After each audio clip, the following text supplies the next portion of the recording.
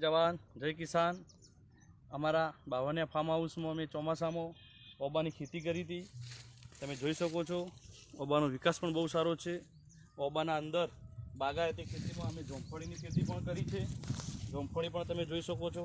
અને અમારી આવક બમણી કરવા માટે અમે આના અંદર બટાકાનું વાવેતર કર્યું છે। બટાકા પણ તમે જોઈ શકો છો। અમે તમને કાઢીને પણ બતાવીશું। બહુ સરસ છે બટાકા, તમે જોઈ શકો છો।